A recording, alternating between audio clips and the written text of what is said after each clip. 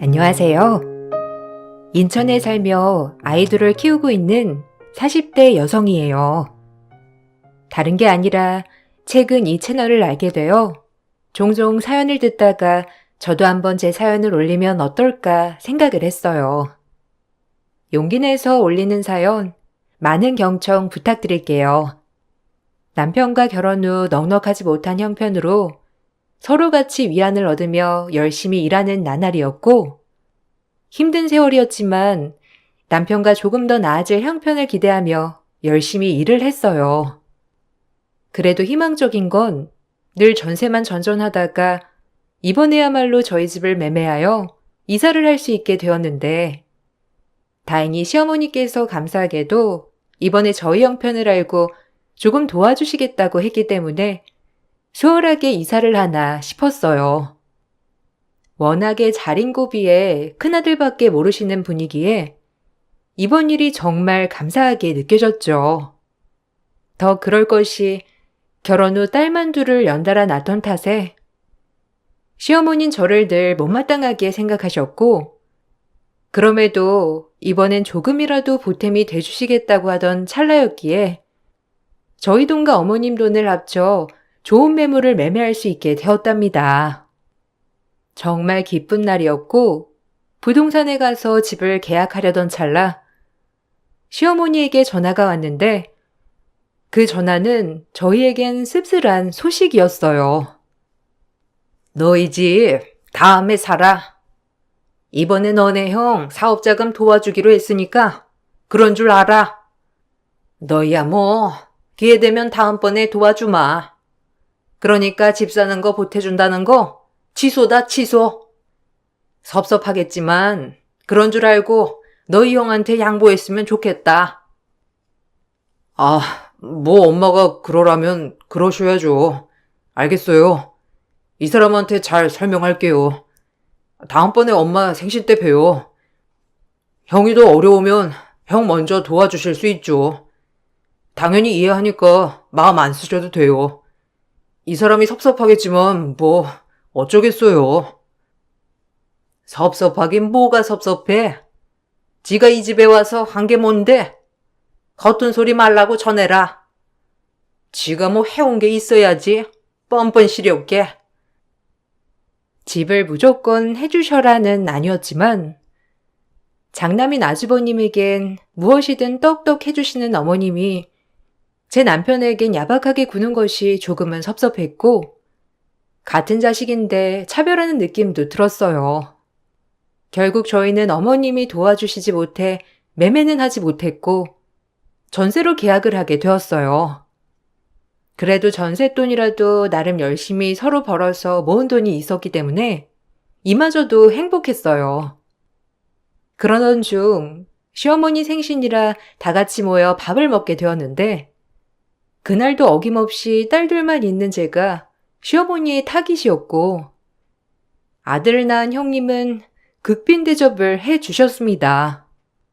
사실 이런 적이 한두 번이 아니었기에 섭섭하다기보단 또 그러시나 보다는 마음이 들었고 기분이 나쁘지 않은 건 아니었지만 늘 들어왔던 얘기여서 그런지 그날도 또 시작이네 라는 마음이었어요. 니는 밥이 넘어가니? 지금도 안 늦었으니 아들 하나 낳아라. 우리 진수가 아들 하나도 없는 게 말이 되냐? 또 그 소리세요? 요즘 물가도 너무 비싸고 전 애들 둘로 만족해요. 어머님이 키워주실 것도 아니면서 뭘 그러세요? 뭐라고? 네 말 다 했니? 시집 와서 딸만 줄줄이 낳은 걸 죄스럽게 생각 못하고 어디 뻔뻔하게 말대꾸를 해대? 에이 엄마 그만하세요. 좋은 날 좋은 얘기만 해도 모자랄 판에. 자 여기 케이크 있으니까 우리 케이크 잘라요. 니도 참 벨도 없다. 아들 하나 낳지도 못하는 거 데리고 살면서 뭐 아무렇지 않다 이거야? 에휴 못 낳았다 못 낳았어. 기분이 나빴지만 어머님 생신이라 더 이상 말은 하지 않았고 고개를 돌려 형님 쪽을 보고 있는데 형님이 메고 온 가방이 무려 1,000만 원이 넘는 가방이더라고요. 요즘 형편도 어렵고 사업도 어려워졌다고 했는데 너무 사치스러운 가방을 보며 조금 의아했어요. 역시 어렵다 소리에도 다 먹고 살만 하는구나 라는 마음이 들면서 제 가방을 보고 부러운 마음이 들었어요. 저도 여자인지라 저 정도 금액은 아니지만 형편상 들지 못하는 명품 가방을 가지고 싶은 마음이 살짝 들긴 하였죠. 형님, 와, 가방 사셨나봐요. 너무 예뻐요. 저도 그런 가방 하나 가지는 게 소원이었는데, 형님이랑 너무 잘 어울리는데요? 아, 뭐 그냥 원래 있던 거야. 동서는 못 본 건가? 예전부터 메고 다녔던 건데. 동서는 지금 봤나 보다. 이거 우리 할머니가 엄마 사준 거예요. 그렇지, 엄마? 우리 그때 할머니랑 백화점 가서 같이 산 거잖아. 나 로봇 사고. 얘는? 그거 말하지 말라니까. 동서, 오해 마. 어머님이 그냥 내 생일이라고 하나 장만해 주신 거니까. 섭섭하게 생각 마. 아, 제가 섭섭할 게 뭐가 있나요? 어머님 돈으로 해주신 건데. 예뻐요, 형님. 가방도 너무 잘 어울리고요. 부럽네요. 원래 있던 가방이라고 하는 형님이었지만 조카의 말에 들통이 났습니다. 어머님이 저 몰래 형님만 사주신 가방이란 걸요. 급격히 서운한 마음이 들었고 어머님은 제 표정을 읽었는지 저에게 미안한 기색은커녕 대놓고 핀잔을 주셨어요. 어머님께 뭐 하나 바란 거 없는 며느리지만 이렇게 대놓고 매번 큰 집과 비교를 당할 때마다 상대적 박탈감이 느껴졌어요. 아들 낳아라, 니도. 가방 아니고 차라도 사줄 끼니까. 날만 줄줄이 낳고 나한테 섭섭함 같은 것도 가지지 마라. 알겠니? 네, 제가 어떻게 어머님한테 섭섭함을 가지겠어요. 저 괜찮으니까 제 마음 신경 안 쓰셔도 돼요. 뭘 새삼스럽게. 저 봐라. 저렇게 말꼬리 잡고 비아냥거리는 거. 내가 이래서 널 예뻐하려야 예뻐할 수가 없다 이거야. 네가 이 집에 와서 해온 게 뭐가 있어? 바랄 걸 바래야지. 아들을 낳기로 했나? 뭐 이 집에 올 때 금붙이라도 들고 왔나? 내한테 바라지도 마라. 아유, 어머님, 그만하세요. 오늘 좋은 날이니까 우리 좋게 밥 먹고 케이크 잘라요. 동서도 그만하고 얼른 밥 먹자. 네 형님 때문에 내가 더 이상 말 안 하는 거다. 그러니까 적당히 골부리고 밥이나 묵으라. 아들도 못 낳으면서 뭔 말이 많니? 시댁 식구들이 모일 때면 늘 저는 아들도 못 낳았다는 핑계로 구박을 받기 일쑤였지만 오히려 딸 하나 없는 어머님이 안타까웠죠. 하도 뭐라 하시니 그날도 기분이 좋지 않았지만 그래도 밥을 먹고 나왔고 매번 장남장남 그러시고 아들 못 낳았다는 것으론 핀잔을 주시는 게 속이 상했어요. 그렇게 시간은 흘렀고 어머님의 장남 사랑은 끊이질 않았죠. 하지만 그렇게 장남만 찾던 어머님은 결국 모든 재산을 다 해주시고 큰 형님네서 쫓겨나게 되었어요. 아주버님네도 참 염치없게도 어머님의 모든 재산을 야금야금 빼먹더니 결국엔 이민을 간다는 핑계로 어머님을 모시지 않겠다고 하였고 그런 어머님은 애석하게도 오갈 데가 없는 신세가 되었죠. 저 역시 어머님을 좋아하진 않았지만 형님네가 얼마나 얄밉던지 욕이 절로 나오더라고요.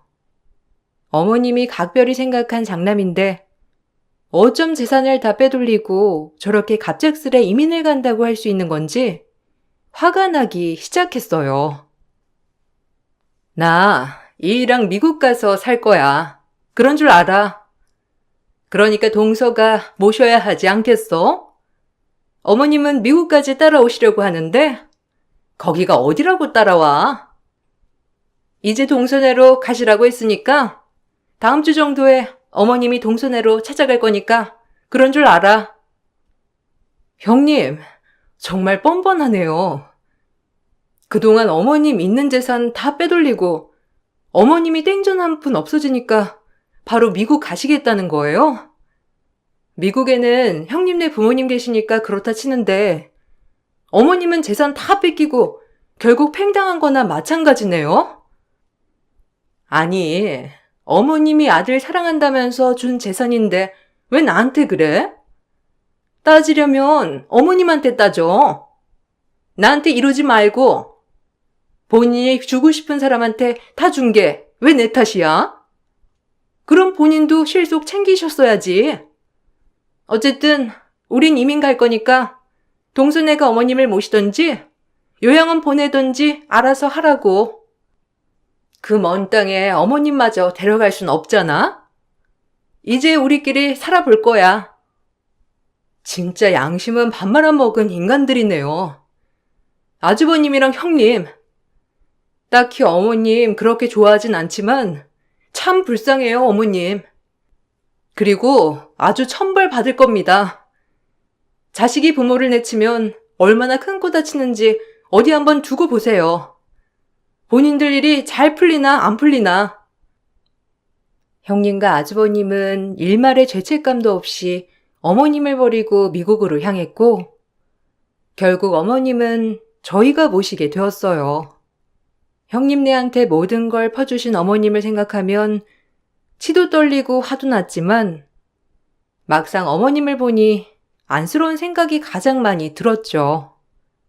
남편 또한 본인 엄마 너무 불쌍하다며 당장 본인이 모셔야겠다고 했고 딸들과 전 워낙 차별을 많이 받아서 긍정적으로 내키진 않았지만 혼자 낸 노인 차마 내칠 순 없었어요. 한편으론 그렇게 장남 찾더니 결국 이런 행세까지 되자 미어도 내가 챙겨드려야지 라는 마음이 들었거든요. 그리고 어머님을 본격적으로 저희가 모셔오게 되었어요. 이젠 어머님이 저 보기 싫으셔도 저랑 사셔야 해요. 그러니까 앞으로는 잘 부탁드릴게요. 우리 잘 지내봐요, 어머님. 그래. 엄마도 이제 이 사람한테 마음 좀 열고 잘 지내봐요. 이제 우리랑 사셔야지. 별다른 돌이 있어? 그러니까 잘 지내봐요. 내가 이런 행색됐다고? 너네 무시하지?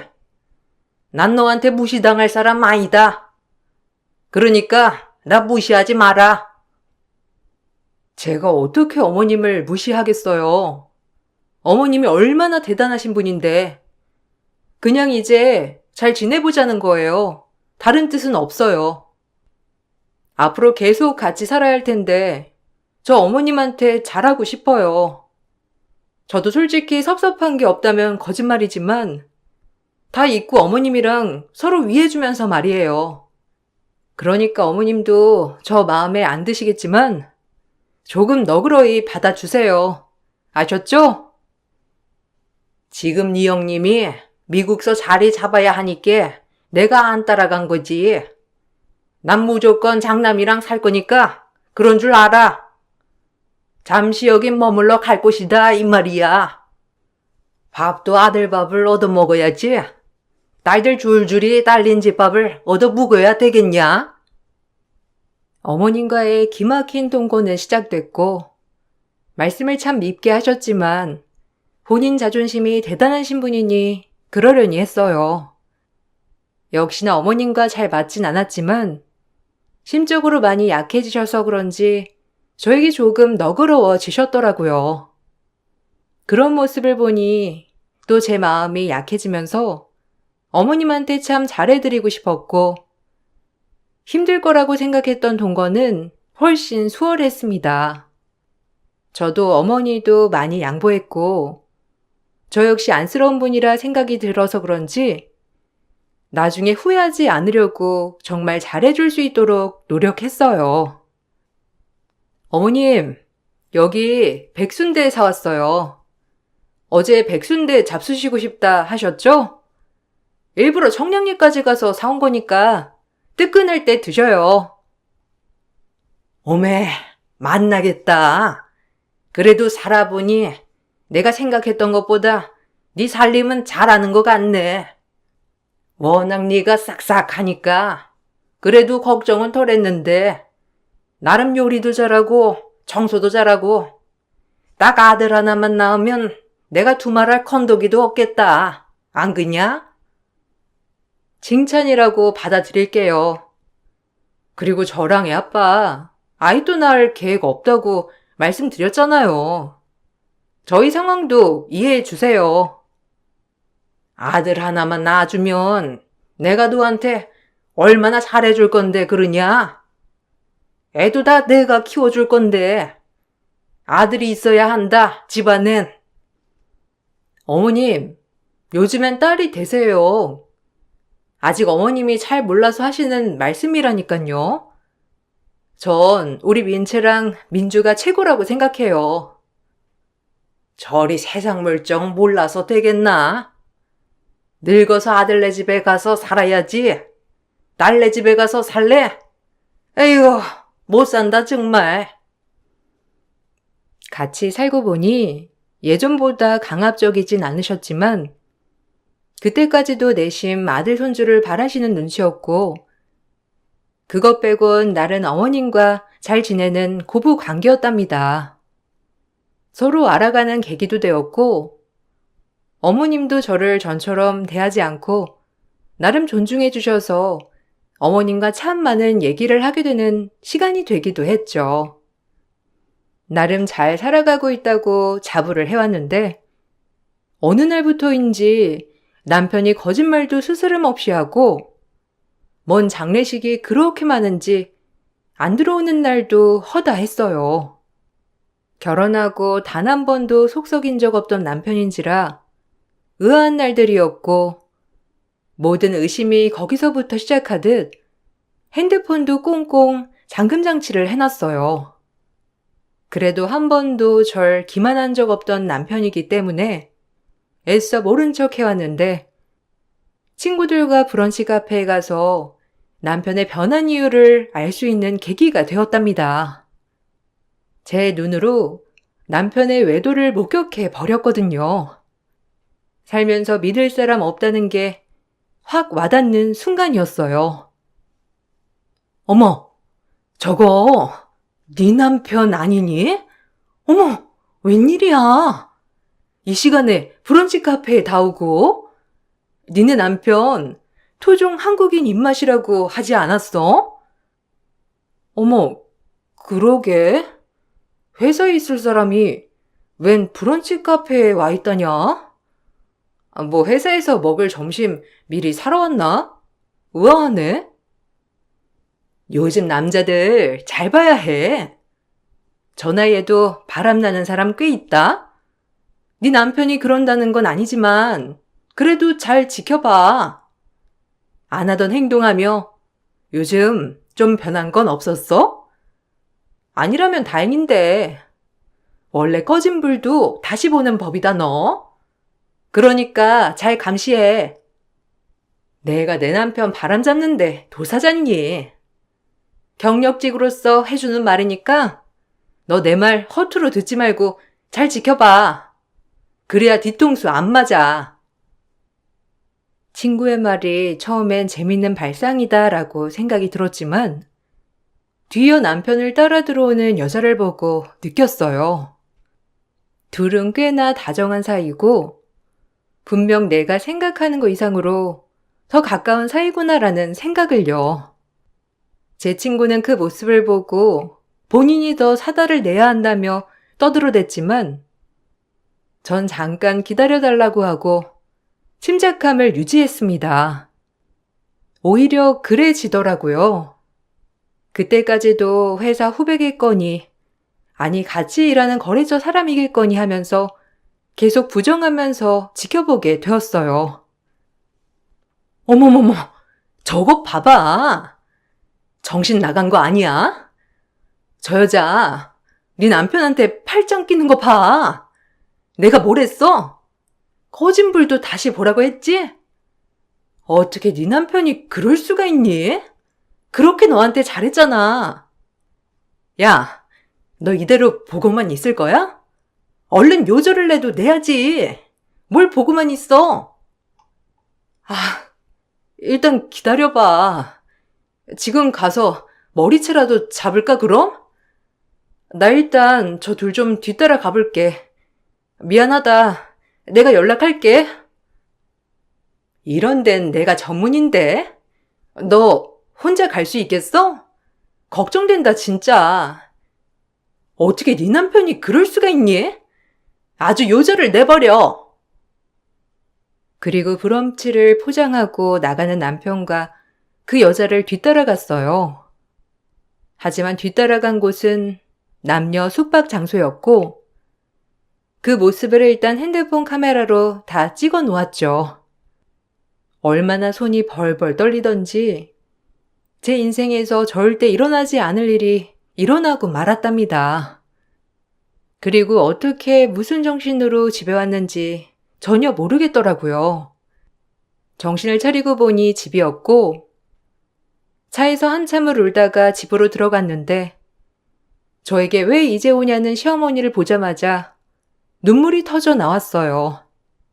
나름 같이 살면서 잘 지냈던 탓인지 그래도 위로를 받고 싶고 이해를 받고 싶은 마음이 있었는데 어머님은 제가 울자 당황스러운 모습이었고요. 왜 이제 오냐? 밥도 안 하고 니네가 요즘 잘해준다 싶으니까 좀 맛이 간 거냐? 당장 밥부터 준비해. 뭐 먹을 게 있어야지. 어머님, 민채 아빠 바람났어요. 제 눈으로 똑똑히 봤고요. 저 어떻게 해야 해요? 제가 지금껏 민채 아빠 뒷바라지하면서 없는 살림 이렇게 같이 꾸려나갔는데 어쩜 그럴 수 있냐고요. 제가 지금 뭘 해야 하는지 모르겠어요, 어머님. 어쩌면 좋아요. 아니, 사실이야? 민채 아범이 그럴 리가 없는데. 일단 진정해라. 내가 아범 오면 잘 타이르마. 좀 눈물 좀 그치라. 한눈에 봐도 보통 사이가 아닌 것 같은데 어쩌면 좋아요? 어머님 말도 안 들을 것 같은데 민채랑 민주는 또 어떻고? 걱정 말라니까. 가정 있는 남자를 꼬신 게 어디 정상이냐? 내가 아주 따끔하게 얘기할 테니까 그만해. 아범도 정상이니 내가 얘기하면 반성하고 듣겠지. 남자들 한두 번 그럴 수 있어. 그러니까 남자 아니냐. 일단 내가 얘기할게. 기운 차려. 어머님도 많이 놀라셨는지 본인이 말씀을 하신다며 저에게 눈물을 닦으라고 하셨고 미운 시어머니지만 그래도 이럴 땐 조금이라도 위로를 해주셔서 잠시 의지가 되었어요. 그리고 전 손이 떨리지만 아까 찍은 남편과 그 여자의 사진을 자세히 들여다보았습니다. 그리고 놀라운 사실을 발견했는데 놀라운 사실을 발견하고 보니 너무 경악스러웠죠. 경악을 뒤로한 채 남편이 퇴근을 하고 오자마자 정확히 말하면 그 여자와 데이트를 마치고 오자마자 어머님은 남편을 호출하셨고 뭐라 말씀하시는 게 들리더라고요. 한참 둘이서 얘기를 나누고 나오셨는데 아까 저를 달래주셨던 어머님은 온데간데 없었어요. 참, 입도 싸다. 너 혼자만 알고 있지. 굳이 그걸 엄마한테까지 얘기해? 그럼 뭐 내가 그만둘 줄 알았던 거야?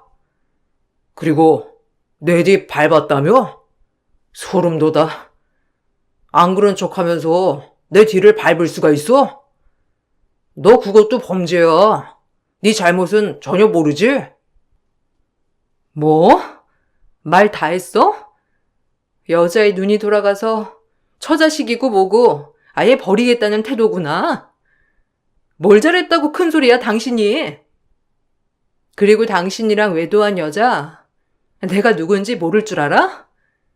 뻔뻔해도 유분수지. 어떻게 바람을 펴도 그 여자랑 바람을 필 수 있어? 입 다물어라. 어디서 남편한테 큰 소리고? 얘기 들어보니 아주 아들도 낳아줄 것 같고 보통이 아니던데. 잘 나가는 애 만난다니 네가 빠지거라. 네 하나만 빠지면 다 해결될 일 아니고 민채랑 민주 데리고 가도 되니까 깔끔하게 이혼해. 우리 아들 새 출발하면 되니까 이제야 내가 원하는 며느리를 드리니까 나야말로 좋다. 큰소리 치지 말고 당장 나가. 큰 형님에게 내쫓긴 시모를 모시는데 남편이 외도한다 하자 오히려 추켜 세우는 시어머니를 보니 답은 정해져 있는 것 같았어요. 그리고 남편도 오히려 이런 얘기를 뭐하려 했냐며 저에게 따지듯 물었고 오히려 두 무릎을 꿇고 잘못했다고 사정해도 모자랄 판에 왜 일을 크게 만들었냐며 소리를 치는 모습이었어요. 방금 전까지 남편과 어떻게 해야 할지 눈물이 흘렀지만 지금 이 모습을 보니 눈물은커녕 모든 것이 다 정리가 되는 마음이었습니다. 그리고 모든 것을 정리하기로 마음을 먹었고 남편이 외도한 여자가 누군지 알고 나서부터 오히려 마음 정리가 빨리 된 것 같아요. 시어머니가 남편에게 혼을 냈어도 사실 같이 살 수 없을 것 같다는 생각이 들었거든요.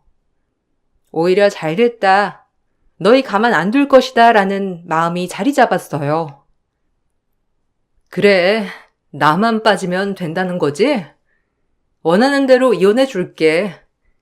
나도 구질구질하게 매달려가며 살고 싶지 않으니까. 양심이 있으면 당신이 유책 배우자니까 신권 양육권은 다 내가 가져올 거야. 그리고 위자료도 물론 줘야겠지. 그리고 당신이랑 바람난 그 여자한테도 위자료 청구 소송할 거니까 그리 알아. 어머님, 아니지. 이제 아줌마지? 아줌마, 놓을 자리 보고 발을 뻗어야지. 나중에 후회해도 소용없어. 뻔뻔한 인간들. 당신들이 우리 애들 할머니 아빠라는 것이 내가 수치스럽다 진짜. 후회는 무슨? 여자 혼자 살아간다는 게 얼마나 힘든 일인데 꼴 좋다. 내 아들한테 악담이나 해대고 역시 넌 마음에 안 들어. 나야말로 아줌마 마음에 안 들어요. 오죽했으면 장남이 버렸겠냐만. 안타깝고 갈 곳 없는 노인네 적선이나 하자 싶어 받아줬더니만 천성이 그 지경이니 아직까지 고마움 모르고 날뛰는 거겠지. 당신은 버림받아도 싼 인간이라고요. 그 엄마의 그 아들 같으니라고. 뭐? 네 말 다 했냐? 원래도 못 배워먹어서 천박한 건 알았는데 어른한테 그게 무슨 말버릇이야? 역시 내 눈은 틀림없지. 틀림없긴 뭐가 틀림없어요. 나야말로 당신 보면서 천성 절대 안 변한다고 생각했네요. 어디 한번 잘해봐요. 전 그리고 곧장 변호사를 찾아가 자초지종을 설명하고 위자료 때문에 이혼 소송을 진행하게 되었어요. 다행히 수월하게 소송은 진행되어 갔고 상간녀 소송이 들어갔을 때 온 집안이 난리가 났어요. 이혼 후 시어머니에게 외도녀 정체를 알려주자 시어머니는 그 자리에서 통곡을 하였고 시어머니뿐만 아니라 상간녀의 부모들도 난리가 났습니다. 사실 상간녀의 정체는 남편의 사촌 여동생이었어요.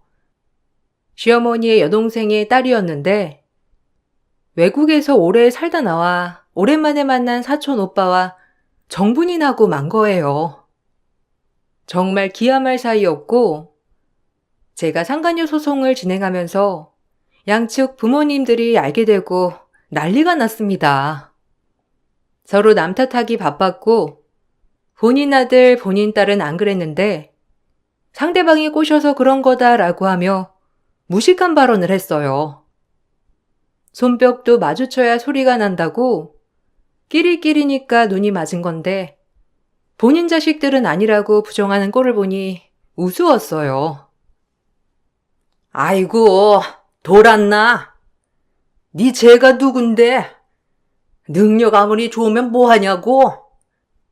너네는 이루어질 수가 없는데 네가 꼬셨지? 이모, 그게 아니라 좀 들어봐요.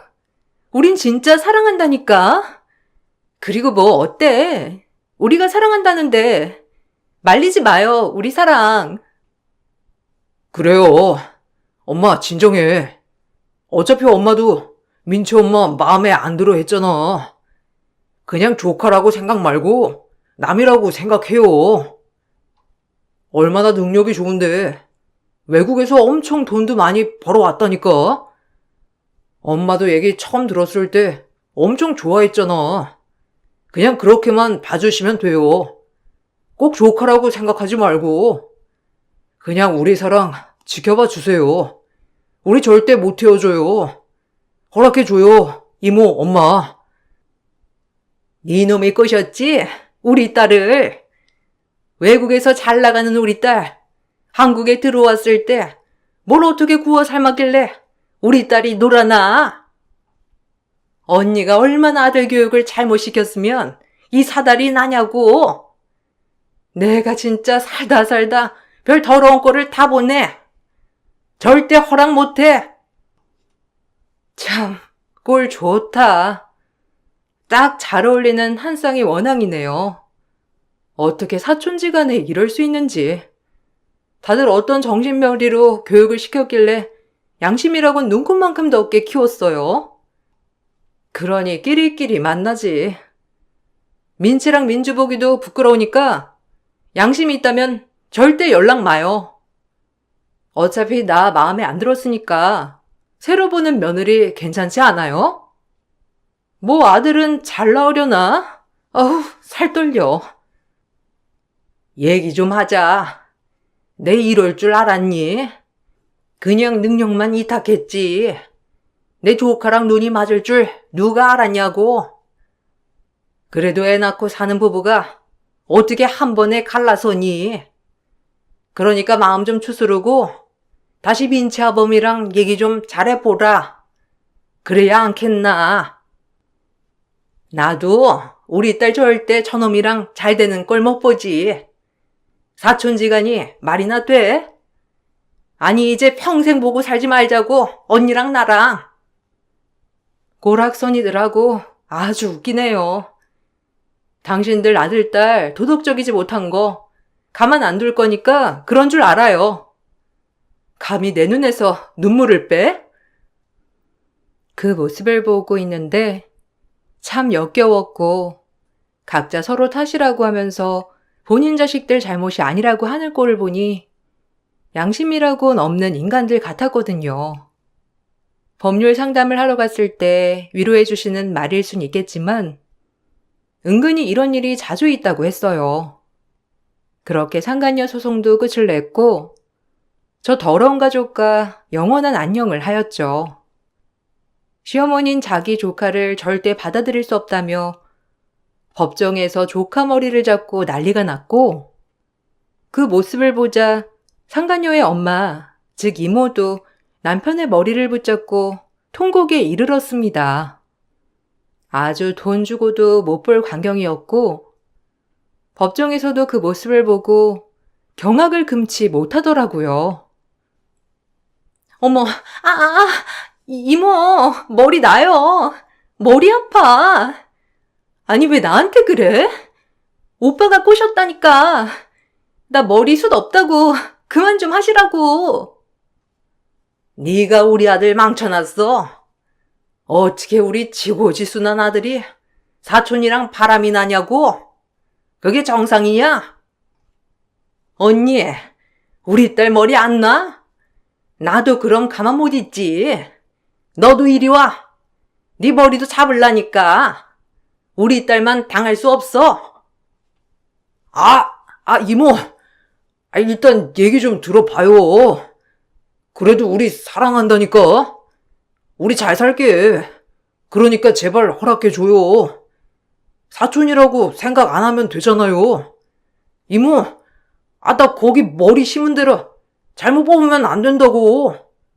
엄마, 나 좀 살려줘. 네가 내 아들 이 지경으로 만들어? 너도 한번 당해봐라. 이리 와. 딸 교육 잘못 시킨 너도 좀 당해야지. 언니 손맛 본 지 오래됐지? 뭐야? 언니면 언니답게 굴어. 이런 거는 다 남자가 잘못한 거라고. 왜 우리 딸 탓을 해? 지 아들 탓을 해야지. 어디 한번 붙어봐. 법정에선 시어머니와 시이모가 머리를 붙잡고 난리가 나는 지경까지 이르렀고 결국 퇴정 명령까지 떨어졌어요. 그야말로 콩가루 집안인 걸 인증한 셈입니다. 자매끼리 싸우고 본인은 잘못 없다 남 탓이다 하는 통에 모든 사람들이 흥미진진하게 그 싸움을 구경하게 되었죠. 그리고 전 이혼을 하였고 위자료를 다 받았지만 제 결혼 생활이 기만당한 것 같아 못 참겠어서 남편의 회사에 가서 양심 없는 남편에 대한 피켓 시위를 하였어요. 남편의 외도 사실, 하지만 그 상대가 사촌동생이었다는 걸 써서 시위를 하였고 남편은 제발 이러지 말라고 부탁을 했지만 다른 사람도 아니고 사촌동생이라는 게 용서가 되지 않았어요. 아무리 위자료를 준다 한들 제 마음에 생채기를 낸 것이 참아지지가 않았고 그래서 전 제 방식대로 벌을 주기로 했습니다. 어머머머, 김대리님, 외도 상대가 사촌동생? 어머머, 정신 나간 거 아니야? 그렇게 안 봤는데 제 정상이 아니네. 어떻게 사촌동생이랑 바람이? 어머나, 그러게나 말이야. 바람필 상대가 없어서 사촌동생이랑? 와, 진짜 얼굴 보고 모른다더니 세상 선량한 줄 알았는데 제정신이 아니었구나? 어머, 어떡해, 저 여자분. 얼마나 화가 났으면 여기서 이러고 있겠어. 진짜 기가 막히겠다. 억울하고. 제 피켓을 보고 직원들은 수근수근대었고 워낙 규모가 작은 회사라 그런지 남편의 바람은 회사에 일파만파 퍼졌는데 제가 원하던 바였습니다. 애들 아빠로서 이렇게까지 하고 싶지 않았지만 도저히 참지 못했고 제가 이렇게까지 하니 남편은 위자료를 줄 때보다 더욱더 비참하게 저에게 빌고 사정을 했어요. 뻔뻔한 남편의 통쾌한 최후였습니다. 그래도 애들 아빠인데 이렇게까지 해야겠어? 이거 그냥 네 얼굴에 침 뱉는 꼴 아니야? 이렇게 모진애였다니. 실망이다 진짜. 모질어? 당신이 더 모질지. 그리고 내 얼굴에 침 뱉는 꼴이 아니라 네 얼굴에 먹칠한 꼴이지. 한번 개망신 당해봐. 내가 위자료 받고 그냥 나가 떨어질 줄 알았어? 그동안 너희 엄마한테 무시받은 세월, 그리고 당신한테 기만당한 세월 다 보상받을 거야. 미안해. 돈은 얼마든지 줄 테니까 피켓만 내려줘. 이러면 너한테도 뭐가 남아. 그러니까 제발 시위만 하지 말아줘. 우리 회사에 소문 쫙 났어. 나보고 얼굴을 어떻게 들고 다니라는 거야. 사람 살기는 해줘야 할 거 아니야. 그러니까 그만 좀 해라. 그러라고 시위하는 거야. 너 얼굴 못 들게 하려고. 나 만만히 봤지? 너 사람 잘못 봤어. 내가 얼마나 독한지 이 기회에 잘 봐. 결국 남편은 절 명예훼손으로 고소했고 전 벌금형을 맞았는데 그럼에도 불구하고 속이 다 후련했어요. 기껏 외자료보다 이렇게 제 방식대로 벌을 주니 오히려 더 마음이 가벼웠습니다. 그리고 남편은 이미 회사에서 파렴치한 인간으로 소문이 나서 회사를 퇴사했습니다. 회사에서 따로 퇴사 권유를 하진 않았지만 본인이 얼굴을 들고 다닐 때마다 사람들의 수군거림을 못 참은 거죠. 시어머니 또한 아들을 이해할 수 없었는지 장남에게로 보내달라고 하셨지만 형님네가 연락을 끊으며 사실상 어머님은 버림받은 거나 마찬가지여서 죽이 되든 밥이 되든 파렴치한 아들과 살게 되었죠. 둘 사이가 절대 법적으로도 허락받을 수 없는 사이이기 때문에 뒤에 계속 만남을 가지는지 헤어졌는지는 모르겠어요. 아이들도 아빠와 만나지 않고 있거든요. 지금은 이혼 후 시간이 굉장히 많이 지났기 때문에 이렇게 글을 쓸 수 있지만 그때 당시는 얼마나 마음이 힘들었는지, 그래도 내 남편이 도덕적이지 못한 인간이었다는 걸 알아서 그런지 미련은 전혀 남아있지 않습니다. 참 살다 보면 내 의지가 아니라고 해도 겪고 싶지 않은 일들을 많이 겪어야 하는 것 같아요. 그럴 때마다 용기를 잃지 않고 살아가 보려 합니다. 무엇보다 지금은 제가 이 가정을 이끌어 나가야 할 가장이기 때문이에요. 여러분들도 모진 풍파가 와도 힘내시길 바랄게요. 저 역시 너무 힘들고 괴로웠지만 그 시기가 지나면 정말 이 또한 지나가리라 라는 말이 참 맞더라고요. 그러니 이 글을 보시고 혹시나 좌절에 휩싸인 분들이 계시다면 꼭 이겨내시길 바랄게요. 세상엔 정말 별의별 일이 많기 때문이죠. 제 글을 읽어주셔서 정말 감사드립니다. 좋은 하루 보내세요. 안녕하세요. 저는 30대 중반 여자입니다. 남편과 결혼한 지는 2년이 넘었고, 저에게는 갓 태어난 1살 된 아들 하나가 있습니다. 한창 행복해야 될 시간에 저는 마음 편히 웃을 수도 없는 상황 속에 놓여 있어 사연을 신청하게 되었습니다.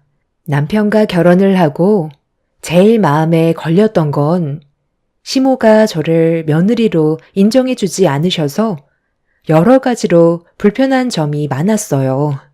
어쩔 수 없이 시댁을 가야 되는 일들도 자주 있었기 때문에 시모의 눈치를 안 볼 수가 없었어요. 처음부터 단호하게 저를 받아들여주지 않았기 때문에 거의 투명인간 취급하듯 저를 대하셨어요. 시모의 태도를 지켜보시던 시부는 한마디 하셨지만 달라지는 건 전혀 없었죠. 제가 남편과 결혼을 할 수 있었던 이유는 시부의 결정이 크게 작용한 것도 있긴 하지만 남편이 저에 대한 확고한 사랑의 표현을 거침없이 표현했었고 끝까지 밀어붙여서 시모가 두 손을 들게 되셨지만 결혼을 허락만 해주셨던 거지 저를 며느리로 받아들여 주시지는 않았어요. 불편한 분위기 속에서 제가 할 수 있는 건 시모가 시키는 걸 옆에서 묵묵히 하는 것밖엔 없었어요.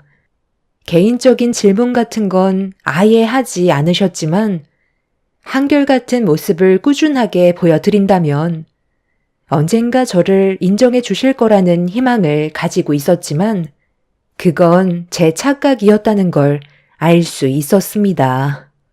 저녁 식사를 준비하기 위해 분주하게 움직이고 있었을 때 옆으로 다가오신 시모는 한마디 툭 던지셨고 시모의 말을 듣는 순간 저도 모르게 눈시울이 붉어져 곧장 화장실로 갈 수밖에 없었어요.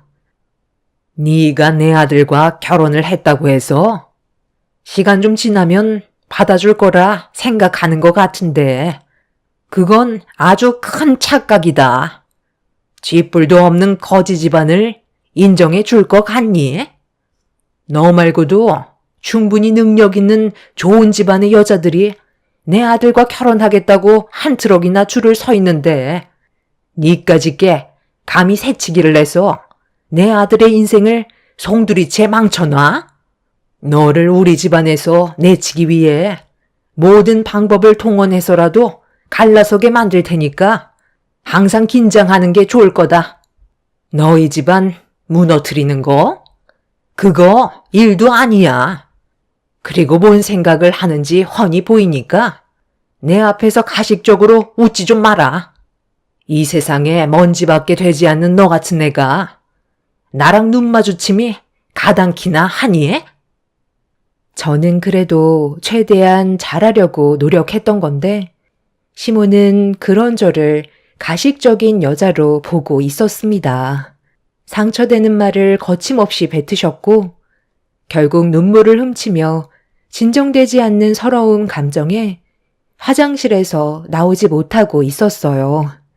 그리고 이런 상황을 눈치챈 시부와 남편이 저를 조용히 거실 밖으로 불렀고 저녁 식사를 하기도 전에 심각한 분위기 속에서 가족 모두가 한자리에 모여 이 문제에 대해 진지하게 대화를 풀어나갔어요.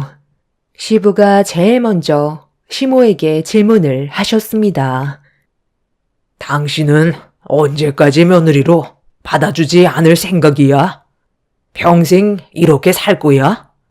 당신 아들이 진심으로 사랑하는 여자와 결혼을 한 건데 상처를 줘야 되겠어? 내가 뭘 어쨌다고 그래? 하는 짓들이 마음에 안 들어서 얘기 좀 한 것뿐인데 그것 가지고 눈물 질질 짠 죄가 문제 있는 거 아니야? 당신도 생각 좀 해봐. 찢어지게 가난한 집안의 여자를 데리고 와선 갑자기 결혼하겠다고 하면 내 입장이 뭐가 되겠어? 사자 집안의 여자나 대기업이나 사업을 하는 여자들이 내 아들과 선을 보겠다고 끝도 없이 줄을 서 있는데 갑자기 거지 같은 여자가 나타나서 우리 집 며느리로 들어와 내 속을 뒤집어 놨다고. 절대 며느리로 받아줄 생각 없으니까 내 마음을 돌리려는 생각은 안 하는 게 좋을 거야. 그리고 다시는 우리 집에 얼씬도 하지 마라. 너 때문에 놓친 여자들만 생각하면 내 속이 뒤집어져.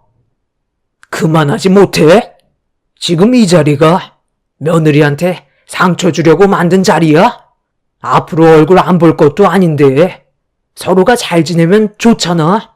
당신은 뭐가 그리 잘나서 남의 집 귀한 딸한테 막말을 퍼부어? 사돈댁들보다 좀 산다고 해서 그렇게 무시하는 건 맞는 거고 내가 봤을 때 당신한테 문제가 있는 거지 며느리한테는 전혀 문제될 게 없고 오히려 잘 사는 집안의 여자를 며느리로 들여오지 않아서 나는 정말 다행이라고 생각해. 그런 집안에서 태어난 여자들 솔직히 껍데기만 요란하지 속은 콜맛 터져서 버릇없이 굵게 뻔하다고.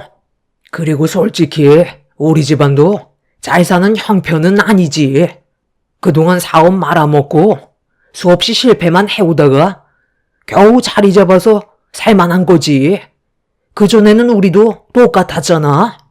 당신이 힘들게 키운 아들이 잘난 집안의 사위로 들어가는 걸 원했겠지만 그건 오로지 당신 생각이지. 용민이 생각은 아니잖아.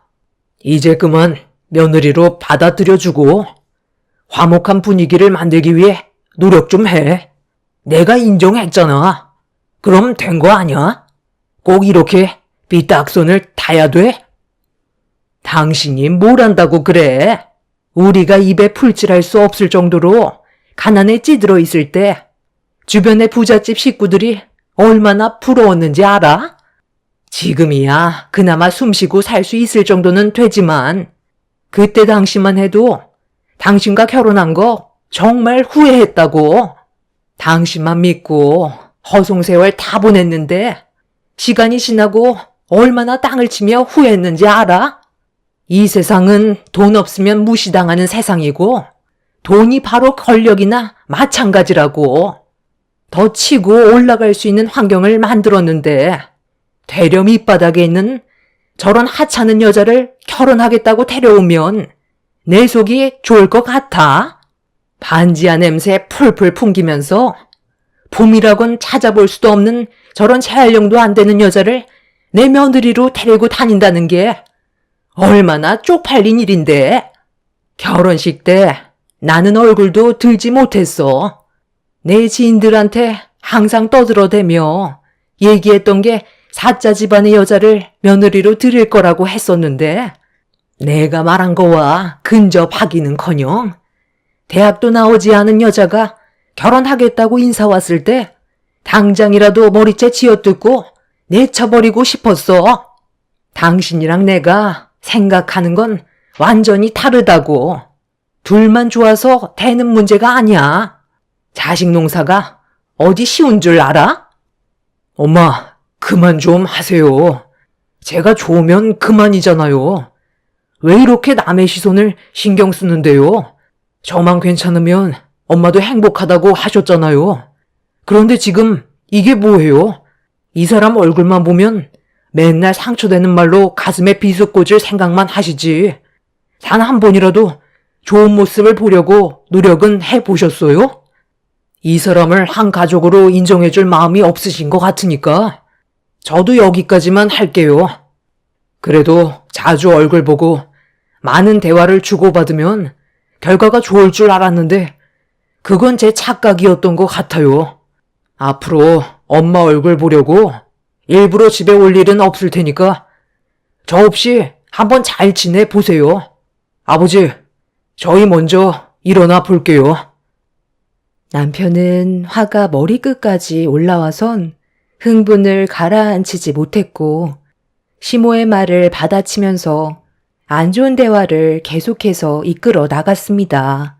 가족 간의 불화를 보게 되니 저도 마음이 좋지는 않았어요.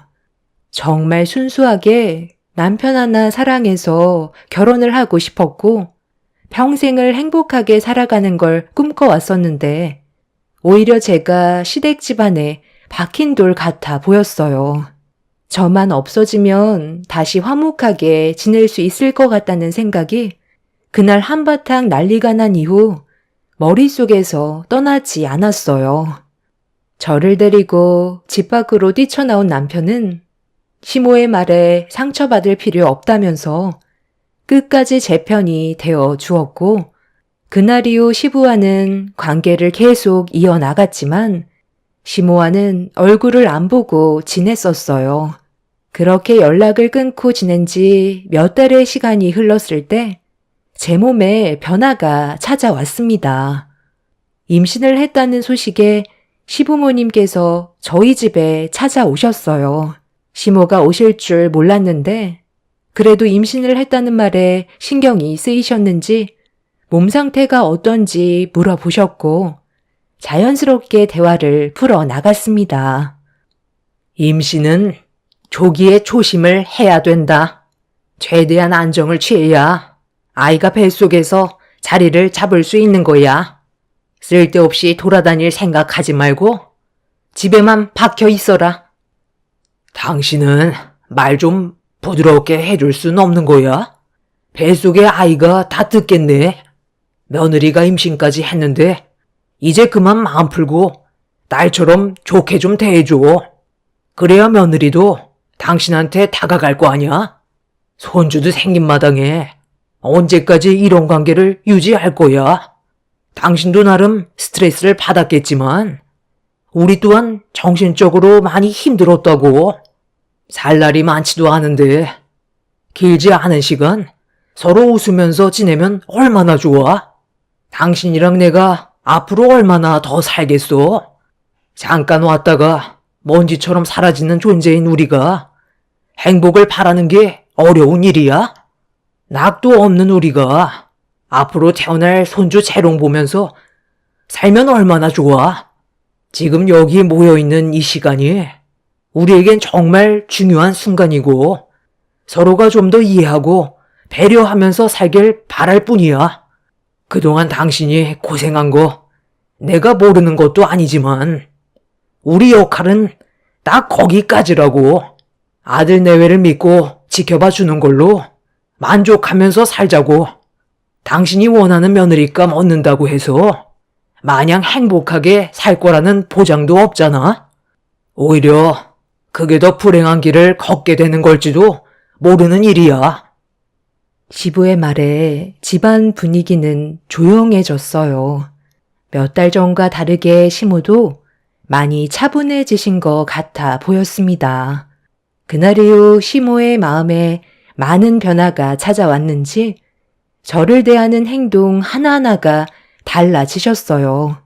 그렇게 시모와의 좋은 관계를 유지하면서 지내다 보니 어느새 만삭이 되었고 그토록 기다리던 아이가 세상 밖으로 나와 모두에게 행복을 가져다 주었어요. 저는 시모와의 관계도 회복을 했고 앞으로 정말 좋은 날들만 생길 줄 알았는데 그건 제 착각이었다는 걸 시모가 시가에 초대를 하면서 알게 되었습니다. 그동안 저에게 관심을 가져주고 좋은 모습만 보여주셨던 시모는 오로지 아이를 위한 거였지 저와의 관계를 회복하기 위한 행동이 아니었다는 걸 알 수 있었습니다.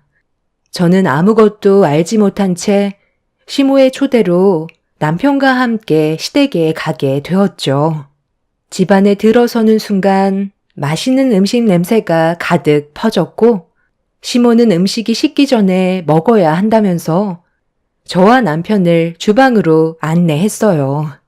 때마침 시부도 외출을 하셨다가 막 들어오셨고 그렇게 저희 가족 모두가 처음으로 식사를 하기 위해 둘러 앉았어요. 시모는 출산하느라 그동안 고생 많았다며 차린 게 없지만 많이 먹으라면서 아들 손자 좀 안아보자고 제품에 있던 아이를 건네 받으셨고 그렇게 시모가 아이를 봐주는 동안 저는 맛있는 식사를 하려고 밥 한 숟갈 떠서 입에 넣는 순간 저도 모르게 입에 있던 밥을 밥상 위로 뿜어 버렸습니다. 너무 충격적인 맛이라 얼굴이 일그러졌고 남편과 시부는 기침을 하는 저를 보며 많이 놀랐는지 괜찮냐고 급하게 물을 건네줬어요. 너무 놀라 시모를 쳐다보는 순간 표정의 변화를 보게 되었고 제가 당황한 눈빛으로 밥에 문제가 있는 것 같다고 입안에 있던 짠기를 입으로 헹궈 싱크대에 뱉었어요. 남편은 자기 밥에는 문제가 없다면서 제 밥을 한 숟갈 퍼서 입안으로 집어넣는 순간 경악을 하며 입안에 있던 밥을 싱크대에 뱉어 버렸습니다. 시모의 돌발 행동에 집안 분위기는 삽시간에 안 좋아졌고 남편은 왜 이런 행동을 하셨는지 여쭤봤어요. 이게 지금 뭐 하시는 거예요? 이 사람한테 이걸 먹으라고 준 거예요? 완전 소금 덩어리잖아요.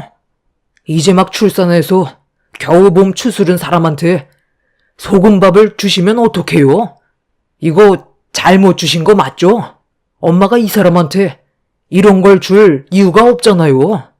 혹시 치매라도 오신 거 아니에요? 이 밥 드셔보셨어요?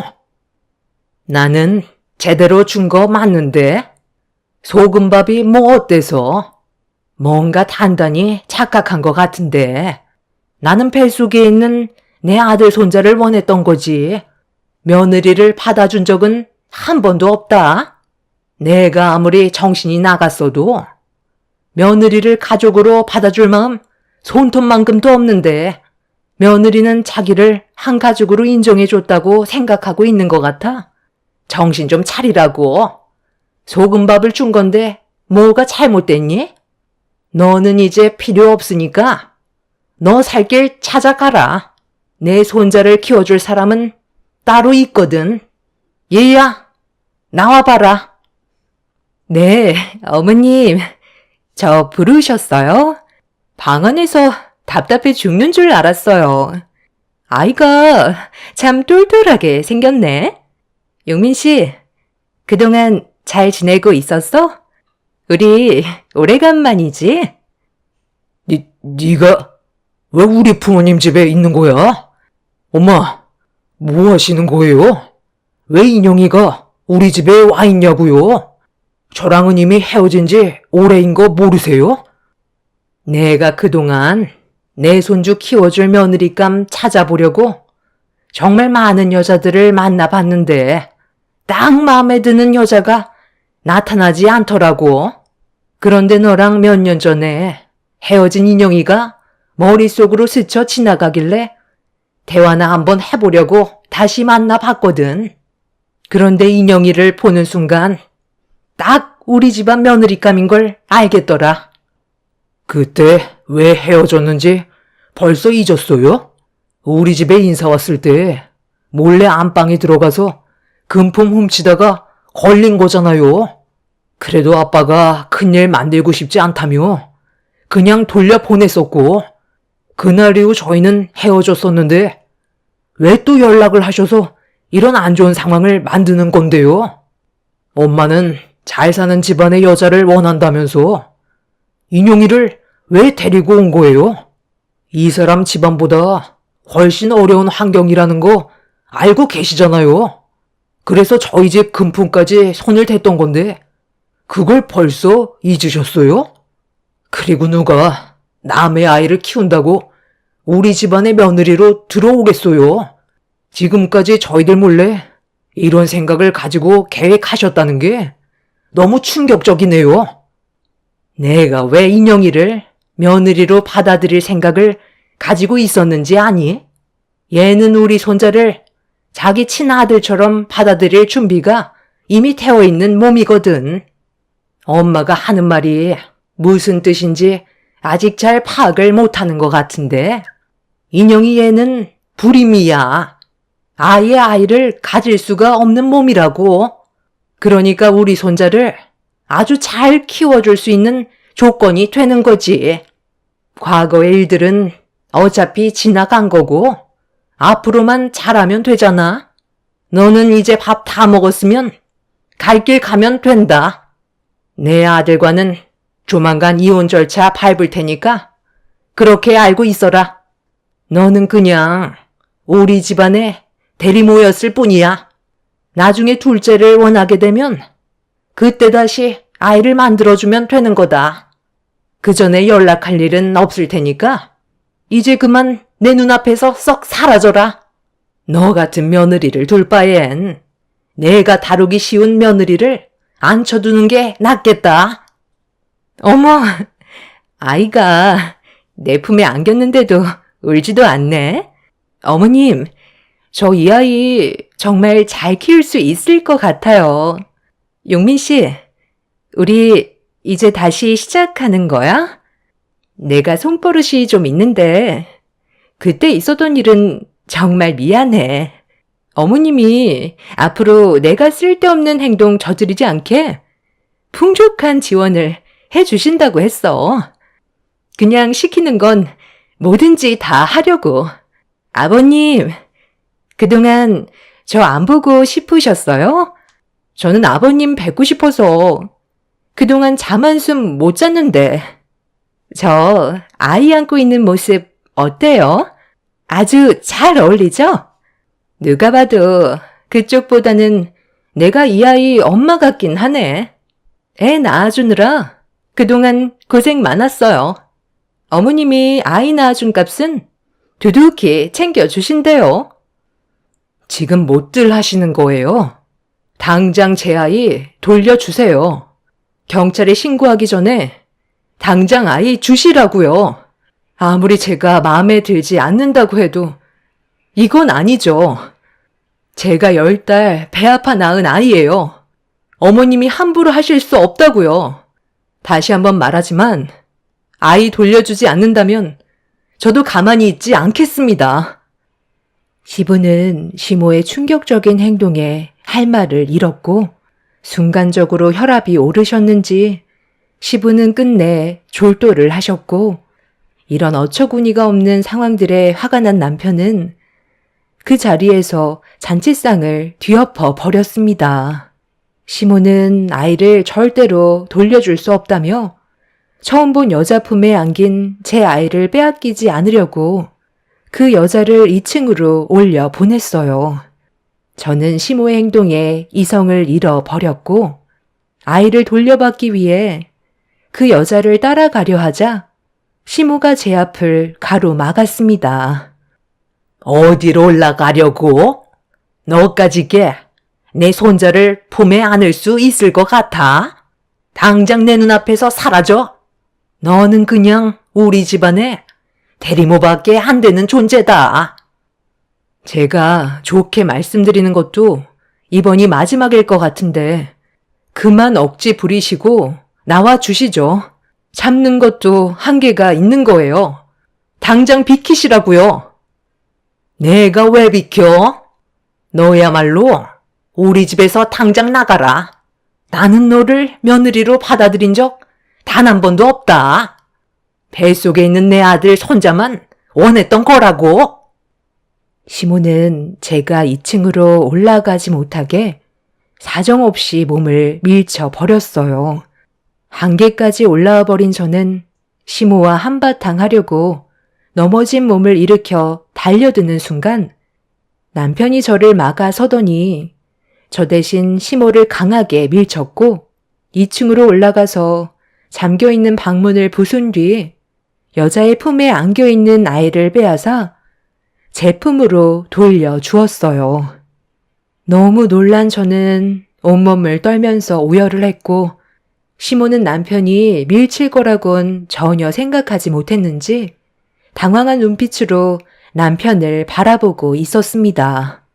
아이를 빼앗기게 된 여자는 시모 옆에 찰싹 붙어서는 저를 보며 입에 담지 못할 말들을 내뱉는데 더는 상대하고 싶지 않아 그 자리를 벗어나려 하는데 정신을 간신히 부여잡고 계셨던 시부가 거실 테이블을 손바닥으로 강하게 내려치시더니 분노하신 얼굴로 시모를 노려 보셨습니다. 순간적으로 시부의 모습에 놀란 시모는 고개를 돌리셨지만 이어지는 시부의 한마디에 당황한 시모는 말도 안 된다면서 절대로 용납할 수 없다고 화를 냈지만 시부의 결정은 이미 확고해 보였습니다. 내가 왜 이 집을 나가야 되는데? 누구 때문에 우리 집안이 이 사달이 난 건데? 나는 애초부터 제가 마음에 들지 않다고 했잖아. 모든 걸 망쳐놓은 당신이 이 집에서 나가. 평창동에서 살기까지 그동안 얼마나 많은 노력을 해왔는지 당신도 알면서 나랑 이혼을 하자고? 용민이 너는 엄마랑 아빠가 이혼하길 바라는 거야? 이게 왜 내 탓이고 용민이 탓이야? 당신의 그 삐뚤어진 성격이 이 모든 사달을 만든 거지. 아들이 좋다는 여자를 만나는 게 제일이지. 당신이 원하는 여자를 만나는 게 무슨 소용이야? 얼마나 큰 부귀영화를 누리려고 당신 멋대로 아들의 인생까지 개입을 하려는 건데? 그리고 저 여자를 내 허락 없이 이 집에 발을 들이게 만들어? 저번에 좋게 보내줬으면 두 번 다시 내 집에 들어올 생각은 하지 말아야지. 감히 여기가 어딘 줄 알고 남의 가정을 깨트리려 하고 있어? 내가 장담하는데 저 여자 가방이나 몸 안에 분명 돈 되는 금품들 이미 한 차례 빼돌렸을 거다. 용민이 네가 가서 저 여자 가방이랑 주머니 전부 다 뒤져 팔아. 갑자기 왜 저한테 불똥이 튀는 건데요? 저는 아무 잘못도 없다고요. 그냥 아이만 키워주면 앞으로 평생 풍족하게 지원해 준다고 하셨어요. 시키는 것만 잘하면 돈 걱정 없이 살게 해주신다고 하셔서 들어온 것 뿐이라고요. 내 물건에 손대지 마. 경찰에 신고하기 전에 내 가방에 손대지 말라고. 당장 이리 내놔. 남편은 여자가 들고 있던 가방을 빼앗은 뒤 뒤집어 엎어버렸고 안에 있던 내용물이 쏟아지는 순간 비싸 보이는 금품들이 우수수 떨어졌어요. 시모는 가방 안에서 나오는 금품들을 보곤 얼굴이 굳어졌고 더는 아무 말도 하지 못하고 있었죠. 시부는 시모에게 조만간 이혼 서류 보내겠다며 눈앞에서 당장 사라지라고 소리를 지르셨어요. 시모는 끝까지 버티면서 나가지 않으려 하자 화가 머리끝까지 올라온 시부는 시모를 밖으로 내쳤고 그 뒤를 따라가려는 여자는 나가지 못하게 만들었습니다. 시부는 그 자리에서 경찰에 신고를 한 뒤에 강력한 처벌을 원했어요. 그제서야 사태 파악을 하게 된 여자는 무릎 꿇고 손이 발이 되도록 빌었지만 이미 시부는 이성을 잃어버렸기 때문에 어떠한 말도 귀에 들어가지 않았습니다. 그렇게 시댁 집안의 금품을 훔치려 했던 여자는 처벌을 받기 위해 경찰서로 연행이 되었고 시모는 시부와 이혼을 하게 되면 여러 가지로 힘든 상황들이 생긴다는 걸 알고 최대한 좋게 다시 풀어가려고 대화를 시도했지만 달라지는 건 없었어요. 내가 잘못 인정하고 앞으로 이런 일 없도록 할 테니까 이제 그만 좀 화 좀 풀어요. 예, 며느라. 저번에 내가 한 행동에 대해서는 정말 미안하게 생각한다. 앞으로 이런 일은 2번 다시 생기지 않을 테니까 너도 그만 기분 풀고 앞으로 우리 좋은 관계로 지내면 좋을 것 같구나. 내가 이렇게까지 얘기했는데 용서해 줄 수 있는 거지? 어른으로서 그동안 많이 부족했고 앞으로 서로 웃으면서 지내도록 하자. 당신이랑 내가 이혼하면 애들 기분이 어떻겠어? 이런 상황이 오기 전에 잘할 것이지. 소 잃고 외양간 고치면 뭐해? 이미 우리 관계에 금이 갔는데 그동안 정말 많이 참았고 몇 번이나 기회를 줬는데 이런 사태를 만들었으면 그에 따른 대가를 감수해야지. 나는 당신과 이혼할 거고 법적인 절차대로 진행을 할 테니까 당신도 나한테 원하는 게 있으면 법대로 해. 정말 끝까지 이렇게 할 거야? 내 나이에 당신이랑 이혼하면 나는 앞으로 어떻게 살라는 거야? 미안하다고 했으면 그걸로 된 거잖아. 예, 네가 좀 어떻게 해봐라. 저한테 무슨 말을 듣고 싶은 건데요? 제 아이 빼앗아 가셔서 모르는 여자한테 건네주시고 저보고 대리모라면서 저에게 씻을 수 없는 상처를 주셨으면서 그런 일을 버리시고 이제 와서 미안하다고 하면 제가 어머님 마음 받아들여줘야 되는 거예요? 저는 더 이상 할 말이 없고 아버님이 하시는 대로 따를 생각이에요. 엄마가 생각 없는 행동을 저질러서 결국 저희 가족이 이렇게까지 되어버렸네요. 이제 와서 후회한들 무슨 소용이 있겠어요? 저희한테 더 이상 연락하지 마세요. 시모는 땅을 치며 오열을 하셨어요.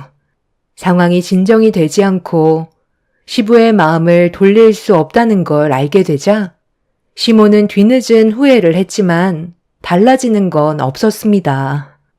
결국 시부의 단호한 결정에 시모는 이혼 서류에 도장을 찍었고 시부모님은 법적으로 남이 되어 버렸습니다. 한순간에 혼자가 되어버리신 시모는 변해버린 환경에 적응을 하기가 힘드셨는지 처음으로 저희 집에 찾아와 진심 어린 용서를 구하셨어요. 시모가 오열을 하시면서 과거의 행동에 대해 진심으로 뉘우친다며 시부의 마음을 다시 잡아 예전처럼 지낼 수 있게 저보고 설득해 달라면서 손이 발이 되도록 빌고 계시는 중입니다. 남편은 당분간 조용히 지내는 게 좋을 것 같다면서 합치는 건 언제든 다시 할 수 있지만 시모가 어떤 생각을 가지고 있는지 그걸 정확하게 알지 못하기 때문에 시부의 결정을 뒤에서 지켜보는 게 좋을 것 같다는 남편의 말에 저는 현재 시모에게 어떠한 반응도 하지 않는 상태입니다. 앞서 말씀드렸지만 한창 행복해야 될 시기에 저희 집안에는 불행이 찾아와 많이 힘든 상태입니다. 시모가 저에게 했던 행동들에 대해서 마음이 많이 아프지만 가족과의 관계가 끊어지는 건 보고 싶지 않습니다. 앞으로 어떻게 해야 될지 모르겠지만 시부의 결정을 지켜보는 중이에요. 저희 모두가 서로 웃으면서 좋은 관계로 지낼 수 있는 그런 날이 찾아올까요? 아니면 이런 상태로 계속 지내야만 하는 걸까요? 상황이 어찌되었든 옳은 결정이 내려졌으면 좋겠습니다. 하루가 멀다 하고 찾아오시는 시모를 보니 참 안타깝네요. 제 사연 들어주신 분들, 이제 곧 장마철이라는데 항상 몸 조심하시고 여러분들의 가정은 언제나 화목하시길 기원 드리겠습니다. 감사합니다. 안녕하세요. 저는 8살 된 아들 하나 키우고 있는 여자입니다. 그동안 제가 받았던 아픔을 그 사람들은 아무렇지도 않게 행동하면서 슬퍼하는 저를 보고 즐거워하는 삶을 살았었지만 지금은 상황이 180도 바뀌게 되었네요. 남편과 결혼을 하자마자 눈에 넣어도 아프지 않을 아이가 제 품 안에 들어왔고 세상의 모든 걸 다 가진 것 같은 느낌이었어요. 하지만 제가 아이를 무사히 출산했다는 기쁜 소식을 새 형님들만 안 좋게 받아들이고 있었어요. 그 이유는 새 형님들은 전부 다 딸을 낳았지만 저만 시댁 집안에서 첫 아들을 볼 수 있었거든요. 그렇게 되다 보니 시부모님의 관심과 사랑이 전부 저에게로 돌아와서 그런지 새 형님들은 그런 모습을 보고 안 좋은 시선으로 질투를 하셨어요. 제 입장에서는 상당히 난감한 상황이었죠. 형님들은 저도 딸을 낳아야 집안의 균형을 잡을 수 있다며 아들 낳는 걸 탐탁지 않게 생각했어요. 저도 형님들의 어이없는 태도에 당황스럽기도 했었지만 애써 웃어넘기긴 했지만 성별이 아들이라는 걸 알게 되면서 못마땅하게 생각한 형님들은 저를 막대하기 시작했어요.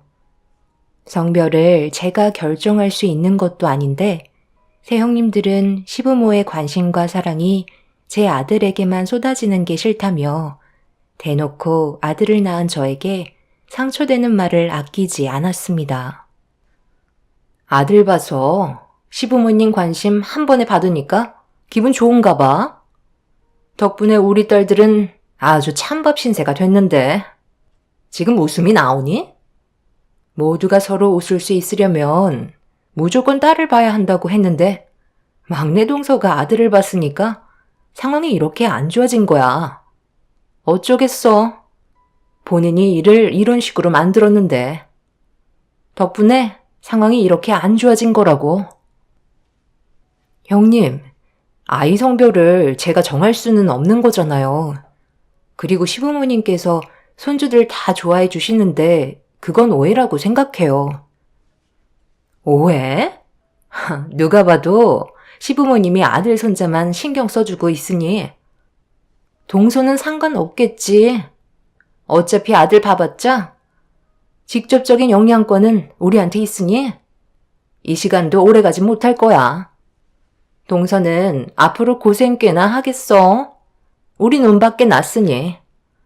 시부모님께 아들 손자 안겨드렸다고 앞으로 동서가 집안 실권을 꽉 잡을 수 있을 거라 생각하는 건 아니지? 너희들 지금 몸조리하고 있는 막내한테 둘러싸여서는 뭐하는 짓들이야? 막내가 무슨 잘못이라도 한 거니? 괜히 쓸데없는 짓들 하지 말고 얼굴 봤으면 이제 그만들 돌아가라. 막내가 출산하느라 얼마나 힘들었겠니? 시부모님께서 잠시 외출하셨다가 다시 들어오시면서 점점 심각해질 것만 같았던 상황은 다행히 마무리가 되었어요.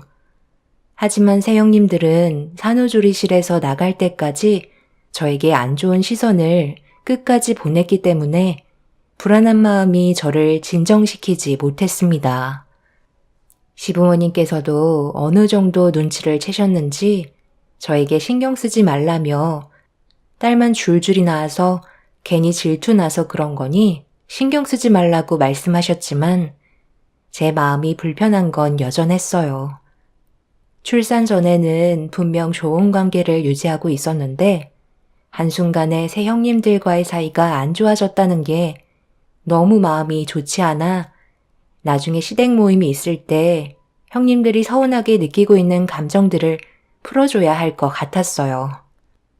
그렇게 어느 정도 몸도 추스르고 거의 회복이 다 되어갈 때쯤 시부모님께서 아들 손자가 보고 싶다며 맛있는 음식 준비해 놓을 테니 얼굴 한번 보자고 하시길래 이번이 좋은 기회일 것 같아 주말에 남편과 함께 시댁을 방문하게 되었습니다. 아침 일찍 서둘러서 그런지 새 형님들은 아직 도착을 하지 않았는지 시부모님만 계시길래 제 아들을 품에 넘겨드린 뒤 형님들은 언제 오냐고 여쭤봤어요. 보통 모임이 있을 때 다들 서둘러서 시댁에 오는데 그날따라 상차림이 거의 다 끝이 났는데도 시댁에 오지 않고 있었거든요. 걔들 오늘 안 온단다. 음식 다 준비해놨는데 병원에 환자들이 많아서 시간을 뺄 수 없다고 그러는데 어쩌겠니? 일이 우선이니 나중에 얼굴 보자고 했지. 어제는 올 수 있다고 하더니만 오늘 아침에 갑자기 전화 와서는 오지 못한다길래 나도 당황스러웠었다. 저녁에 시간 되면 그때라도 온다고 했으니까 너무 신경 쓰지 말고 상 다 차려놨으니 밥부터 먹자. 걔들 안 봐도 뻔하지. 막내가 아들 낳았으니 배 아파서 안 오는 거잖아. 괜히 싫은 소리 듣는 것보다 오지 않는 게 스트레스 안 받고 좋으니까 그냥 우리끼리 시간 보내도록 하자고. 서로 얼굴 붉혀봤자 내 손자한테 안 좋은 모습만 보여줄 거 아니야? 여지껏 우리가 아들, 딸 안 가리고 손녀들을 얼마나 이뻐했는데 이런 것 가지고 토라지면 되겠어? 한두 살 먹은 나이도 아니고 의사인 며느리들이 참 잘하는 짓이다. 밥 다 식겠다. 어서 들거라. 아들, 뭐하고 있어? 빨리 오지 않고. 그녀한테 전화가 와서요. 오늘 저녁에도 못 올 것 같다네요. 아무래도 병원 일이 다들 바쁜가 봐요. 이럴 때는 의사보다 너처럼 사업하는 게 속 편하다니까. 쉴 땐 쉴 수 있고 사장이니 누가 뭐라 하겠어? 저번 산후조리실에서 새 형님들이 저에게 함부로 대했던 행동들을 보고 기분이 많이 상하셨는지 그날만큼은 형님 내외 식구들 얼굴을 보고 싶어 하지 않으셨습니다. 시댁에 있는 동안 시부모님께서 손자를 돌봐주시는 덕분에 마음 편히 쉬면서 즐거운 시간을 보내고 있었는데 날이 어두워지자 시모는 저녁 식사를 준비하려고 주방으로 들어가셨고 시부와 남편은 서재에서 대화를 나누고 있던 도중 밖에서 차량 라이트 불빛이 거실을 향해 비치고 있었어요. 그때부터 제 심장 박동수가 빠르게 올라가기 시작하고 있는데 현관문을 열며 새 형님 네 분들이 줄지어 들어오고 있었네요. 뭘 그리 놀라고 그래? 우리가 오지 못할 수도 있다고 한 거지. 아예 안 온다고 하진 않았는데. 마음 편히 쉬고 있었나 봐.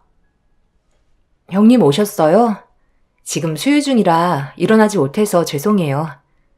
어머님은 저녁 준비하신다고 주방으로 들어가셨어요. 동서가 벌써부터 개념을 상실했네. 나 때는 수유하더라도 큰형님 오면 아이 안고 자리에서 일어나 인사드렸는데. 그럴 수도 있지. 재수씨가 아들을 낳았잖아. 그거 하나로 이미 끝난 거 아닌가? 당신도 부러우면 아들 낳던가. 내가 나이가 몇인데 지금 아이 가지는 건 말이 안 되지. 그리고 아들이라는 확신도 없잖아. 어머님, 저희 왔어요. 못 온다고 그러더니 어떻게들 시간이 났나 봐. 같이 병원 생활하니까 시간 맞추는 게 쉽지가 않지. 배고플 텐데 가지고 온 짐들 대충 정리하고 들어와서 저녁부터 먹도록 하자. 이 양반은 애들 왔는데 서재에서 왜 안 나오는 거야? 시모가 서재를 향해 새형님 네가 왔다는 말에 시부와 남편이 문을 열고 거실로 나왔습니다. 시부는 굳어진 표정으로 아무 말도 없이 주방으로 들어가 자리에 앉으셨어요. 저도 어느 정도 수유가 끝난 상태라 아이를 눕히고 남편 옆에 착석한 뒤에 함께 모여 식사를 하면서 분위기를 살피고 있는데 저 빼고 모두 술을 곁들이면서 대화를 주고받던 도중 셋째 형님이 갑자기 시부에게 불만을 터뜨리면서 아슬아슬했던 집안 분위기는 급격하게 안 좋아지고 말았습니다. 아버님, 정말 너무하신 거 아니세요? 막내 동서가 아들 손자 안겨드려서 기분 좋으신 건 알겠는데요. 저희가 손녀 안겨드릴 때와는 너무 다르게 감정 표현을 하시니까 솔직히 많이 서운한 건 사실이에요. 내가 너희들을 서운하게 했다고? 그저 막내가 아들 낳아서 자격지심 느끼는 건 아니고 지금까지 손녀들 봐오면서 싫은 내색했던 적 단 한 번도 없었다. 너희들이 아들 안겨주겠다며 큰소리 쳤다가 전부 다 딸만 줄줄이 낳아서 괜히 그렇게 생각하고 있었는데 막내가 아들 보니까 배 아파서 괜히 심술 부리는 거 내가 모를 줄 아니? 너희들 이러려고 내 집에 온 거야? 술 한 잔 걸치더니 눈에 뵈는 게 없지? 쓸데없는 말 할 거면 그만 돌아가. 아버님, 왜 저희한테 소리를 지르세요? 그대로 느꼈던 걸 솔직하게 얘기한 것뿐인데 서운했던 감정들 얘기도 못하나요? 그만들 좀 해라. 오래간만에 모여서 한 끼 하는 건데도 이렇게 얼굴 붉혀서 해야 되겠니? 서로 좋게 넘어가면 되는 거지. 이 사람이 아들을 낳지 못한 게 한이 돼서 그런 건데 그냥 좀 받아들여 주시면 안 되는 거예요? 가족들과의 불화가 전부 다 저 때문에 이렇게 된 것 같아 마음이 좋지 않았고 식사 자리가 너무 불편하게만 느껴졌어요. 남편은 분위기가 점점 안 좋아지기 시작하자 저를 아이가 있는 방으로 데려갔어요. 방 안에 있던 저는 밖에서 들리는 시부모님과 형님 네들이 싸우는 목소리를 듣고 있는데 분위기는 심상치 않았고 이렇게까지 심각해질 거라곤 전혀 생각하지 못했었어요. 그렇게 한바탕 난리가 난 뒤에 시부가 형님 네들을 전부 다 내쫓아 버렸습니다. 큰 아주버님은 차라리 얼굴 안 보고 사는 게 속 편할 것 같다며 2번 다시 오지 않겠다는 말을 꺼내고야 말았네요. 거실이 조용해지면서 방문을 열고 나와보니 시부모님의 표정은 상당히 좋지 않았고 남편도 한숨만 내쉬고 있었어요.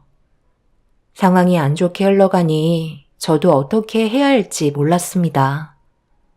아들 하나 낳았다고 집안이 이렇게까지 발칵 뒤집힐 정도로 큰 문제를 일으킬지 몰랐었는데 제가 남편과 결혼하기 전부터 시부와 형님들과 좋은 감정이 있는 건 아니었다고 몇 번 들은 적은 있었어요. 이런 상황 속에 제가 중간에 끼어서 갈등을 더 크게 만든 것 같아 마음이 좋지는 않았네요. 그런데 그날 이후 형님네들은 정말 연락을 끊어버렸고 아예 연락조차 되지 않자 시부모님께서도 감정이 많이 상하셨는지 더 이상 전화도 하지 않으셨어요. 병원이 어디인지 알고 있었지만 직접적으로 찾아가지는 않으셨고 저희 부부에게도 형님네가 일하는 곳에 찾아가서 쓸데없이 상처받지 말라고 미리 얘기해 주셨어요. 저도 어차피 아이를 돌봐야 하는 상황이기 때문에 굳이 찾아갈 생각은 없었고 저에게도 상처를 줬던 부분들이 생각나 시부모님이 시키는 대로 가만히 있었습니다. 그렇게 지내다 보니 어느새 1년이라는 시간이 흘러버렸지만 서로의 감정은 1년으로도 쉽게 풀리지 않았어요. 결국 8년이라는 시간이 지나서야 얼굴을 마주하게 되는 날이 찾아오게 되었네요. 안타깝게도 시모의 건강 상태가 너무 좋지 않아 몇 년간 남편이 큰 아주버님부터 시작해서 둘째, 셋째 아주버님에게 연락을 취해봤었지만 만나고 싶지 않다는 통보를 문자로 받아볼 수 있었는데 건강이 심각할 정도로 악화가 되자 그제서야 병실에 전부 모일 수가 있었습니다. 시부모님께서도 형님네가 일하는 병원에는 입원하고 싶지 않으셨는지 다른 병원을 알아보셨어요. 쓸데없이 얼굴 붉히는 걸 원하지 않으셔서 내린 결정이었지만 시모의 건강만 살핀다면 잘한 선택이라고 생각했었네요. 그렇게 시간이 흐르는 동안 끝까지 버티고 모습을 나타내지 않았던 형님들과 8년 만에 얼굴을 마주했을 때 기분은 상당히 좋지 않았지만 그래도 일단 참고 넘어갔었어요. 그런데 8년이 지났어도 형님들은 조금도 달라진 모습을 보여주지 않았어요. 제 아들이 저에게 말을 붙이는데 그걸 본 큰형님이 충격적인 말을 뱉었습니다. 8살이나 됐으면서 또래보다 말이 상당히 늦은 편이네? 애들마다 크는 속도도 다르기 때문에 당연히 말문이 늦게 터질 수는 있겠지만 이 정도일 줄은 꿈에도 몰랐네. 내가 봤을 때 외가 쪽 피를 물려받았나 보네? 동서 외가 쪽이 저항력이라고 하지 않았었나? 많이 배우지 못했으니 당연히 자식들도 출줄이 그 영향을 받았겠지, 안 그래? 이래서 피는 못 속인다고 하는 건가 봐. 어머님, 언제까지 누워만 계실 거예요? 기운 내셔서 털고 일어나셔야죠. 정말 오늘 내일 하시는 거예요? 갑자기 왜 상황을 돌려요? 이 사람한테 지금 당장 사과부터 해야 할 것 같은데요? 외가족 피를 물려받았다는 말을 왜 지금 이 자리에서 해야 하는 건데요? 형수가 잘못하셔놓고 아직까지도 정신 못 차리셨나 봐요. 분위기 파악 못하시는 건 여전하시네요. 이런 식으로 나오니까 저희 부모님께서도 그동안 연락을 안 했었던 거였어요. 얼굴 보셨으면 이제 그만 돌아가시죠. 제가 연락했어요? 먼저 연락해놓고 왜 큰소리 치는 건데요? 어머님 숨 넘어가시는 거 구경하라고 부른 거잖아요. 꼴도 보기 싫으니까 당장 내 눈앞에서 사라지지 못해? 조금이라도 정신을 차렸을 줄 알았는데 너희들은 얼굴 안 보고 사는 게 속 편할 것 같다. 집안의 장남이라는 놈이 하는 꼴이 집안을 이끌어갈 생각은 하지 않고 균열이 가게끔 상황을 안 좋게 만들어? 아버지가 이 사람을 조금만 더 부드럽게 대해주셨다면 이런 일도 없었겠죠. 저희도 쌓이고 쌓인 만큼 불만이 커지게 되면서 터뜨린 건데 저희만 잘못했다고 얘기하시는 건 당연히 문제가 있는 거죠. 저희가 왜 욕을 먹어야 하는 건데요? 몸이 좋지 않으신 시모를 옆에 두고 시부와 형님 네들은 또다시 언성을 높이며 싸우기 시작했고 점점 분위기가 험악해지고 있는데 갑자기 셋째 형님의 한마디에 병실은 정적이 흐르고 말았습니다. 늦은 나이에 큰형님의 임신 소식이었어요. 시부도 당황했는지 큰형님의 배를 쳐다보면서 아무 말도 하지 못했고 큰 아주머님은 더 크게 시부에게 대들기 시작했습니다. 임신을 했다는 말에 시부는 더 이상 아무 말도 하지 않고 입을 닫으셨는데 둘째 형님이 그동안 시부에게 큰형님이 얼마나 마음고생이 심했으면 지금의 나이에 임신을 하게 됐냐고 눈시울이 붉어진 상태로 시부에게 소리치고 있었습니다.